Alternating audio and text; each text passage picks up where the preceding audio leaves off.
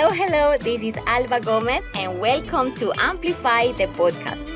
I am incredibly passionate about helping men and women amplify who they are and how they show up in the world. Let's have a conversation about how you can amplify your confidence and presence so you get the results you want in your business and career. Welcome to today's episode of Amplify. I am so excited to be here for what is season 2 of Amplify, Increase Your Presence and Influence. And today I really wanted to share a little bit of what has been my own personal journey with my presence and influence. And some of you might know this, but I'll just share it anyway and get to the point as quick as I can. So growing up, I was this very shy and zero confident little girl who was the dorky one with the big, thick glasses, braces, messy hair, skinny like you wouldn't believe it, who didn't like herself, how she looked, how she sounded. I really disliked who I was, and I felt a massive disconnection from the little girl I wanted to be, because I've always been like extrovert and with a big personality, but I was so shy and so scared to get it wrong, to be criticized, to be judged.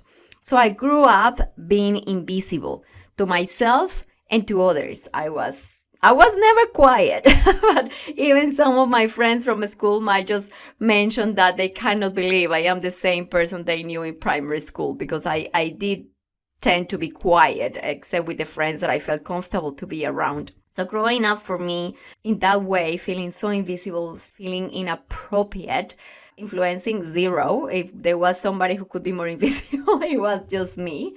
And I didn't understand. Obviously, I didn't have a great presence, not just because I look messy and dorky, but because I was with a small, I will stand up taking very little space and making myself feel and be seen as very small. So it was very interesting as I grew up and I got to my around 15 year old. I became really interested in makeup and in clothes, and I found a really little escape to my little cave, and I started exploring colors and makeup and styles, and I happened to have a really natural flair for it, and it was really interesting seeing myself becoming this little girl who, when she had her makeup and done her hair and put her clothes together, she felt so confident and she could come out of her shell. And I liked it, and I started looking into it, and I started learning so much about it. And believe it or not, just back then when I was 13 to 15 is when I really started developing an interest for understanding how people's presence and the way they communicate, who they were through the body language and the image was going to have such a bigger impact into their lives. So I don't know if it's because I'm a Gemini, it is my personality, not that I go by the zodiac or anything, but I do tend to be a very natural Gemini, and I am a natural communicator. I have always loved people. I have always loved talking. And I started letting that part of me to shine through a little bit with the people that I felt really confident and comfortable to be around.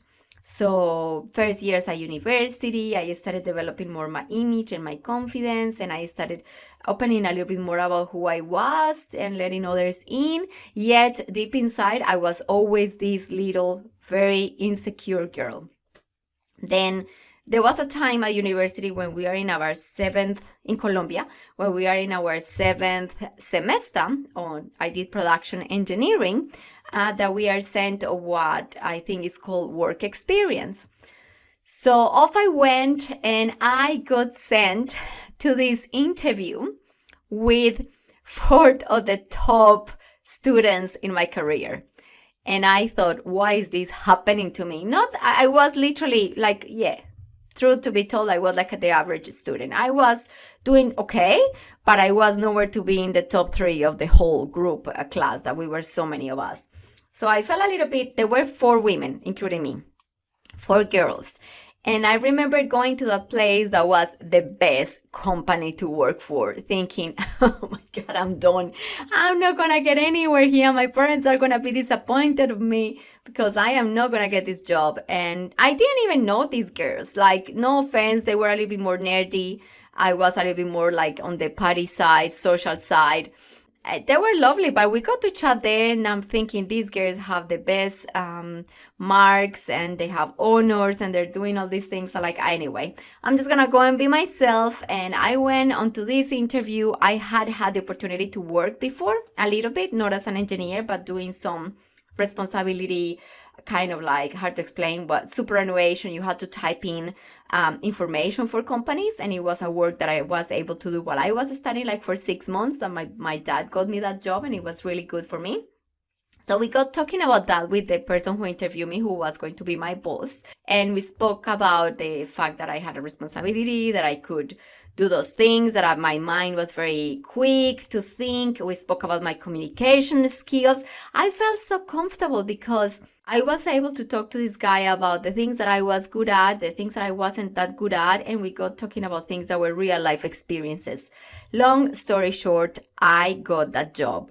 And let me tell you, I was literally the envy of my whole group of friends and classmates because, as I said at the beginning, best company to get a work experience for, because it was an incredible multinational in an incredible, beautiful location. It's like a massive house up in the mountains. They will feed us breakfast and lunch. We will get picked up at the house. It was just beautiful. And the exposure we will get from that was amazing. So anyway, I started my job, and I remember within the first 2 weeks, I was so grateful and I was so happy, but I went and talked to my boss, and I said that I was really curious. Why did he pick me? I really said, I really want to know why you picked me, because I don't know if you realize these 3 other girls who were there, they were just incredibly intelligent. And then he said to me, I don't care about intelligence. I care about people's skills and your ability to sell yourself. And you did an incredible interview that way. I could see you were a great communicator. You were going to be a great team player. And you had so much drive and so much desire to contribute. And I was blown away. And that was at what would have been that? So 20 years old, my first realization that how you come across to people was going to be so important. And I think that's when my passion for what I do today started to develop.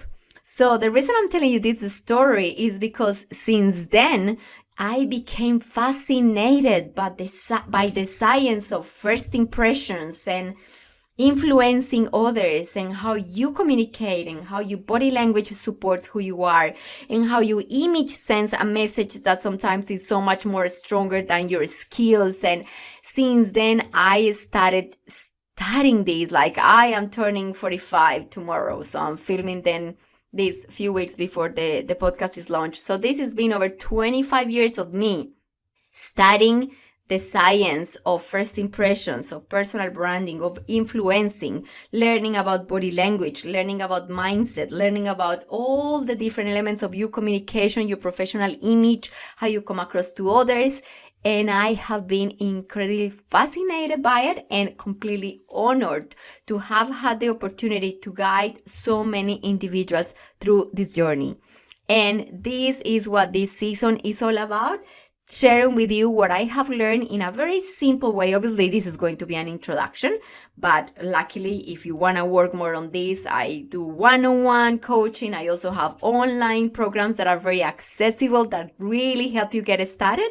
But through this season of this podcast, I am going to be sharing the basic concepts and really helpful tools that if you implement, I can promise you are going to be able to start seeing results immediately.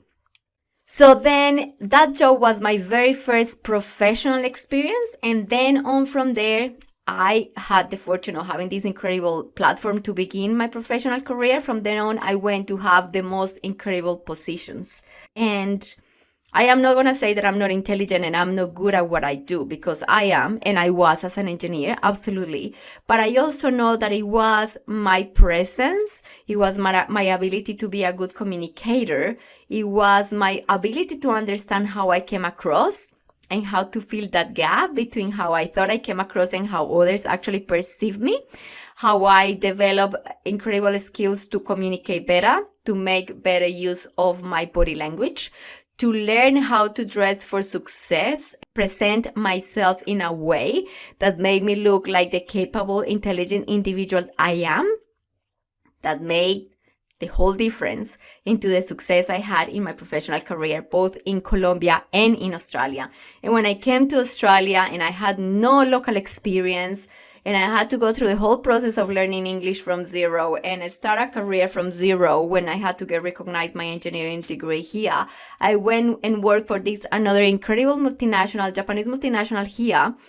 And I was the first female manager in that office. And then again, I am convinced that it was my ability to have a strong presence and know how to communicate my value that made the whole difference in the role that I achieved. I had the Japanese men that were in the higher ranks in Australia asking me how I could help train the other females in my company to increase their presence, to increase their ability to represent themselves and learn how to sell themselves better. And I think all these events throughout my professional life as an engineer show me that I was meant to be doing something different. And anyway, that's a different story. But the reason I am sharing this story with you is because, as I shared on last episode, I want you to understand that how good you are at what you do is important, but hoping that your hard work does all the talking is going to let you stuck where you are. If you have your own business, the world needs to do how incredible you are and how you can help whoever is your ideal client. And if you are in the corporate world, you need people to be talking about how good you are. You do need to have a personality that communicates your incredible value. This is not about changing who you are. This is about knowing how to authentically communicate and come across to others as the incredible, capable individual you are.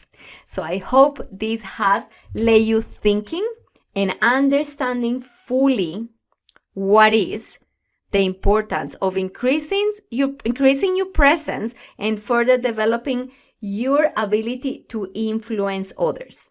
And as a practical tool for today, the way I would like to get you started with this is because the way your ability to increase your presence and increase your level of influence is by really knowing how you come across to others.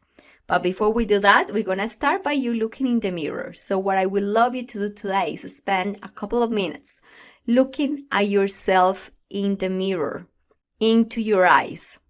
And I want you to notice how you feel. And I want you to notice what are the first thoughts that come into your mind.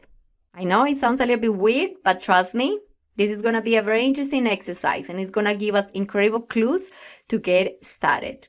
In next episode, I'm going to share with you what you can do with the results of your exercise. You have a fantastic week and I'll see you at the next episode. Bye-bye. Thank you for joining me for this episode of Amplify. If you have enjoyed it, make sure you subscribe. Also, I will love it if you leave us a review. See you for the next episode. Bye-bye.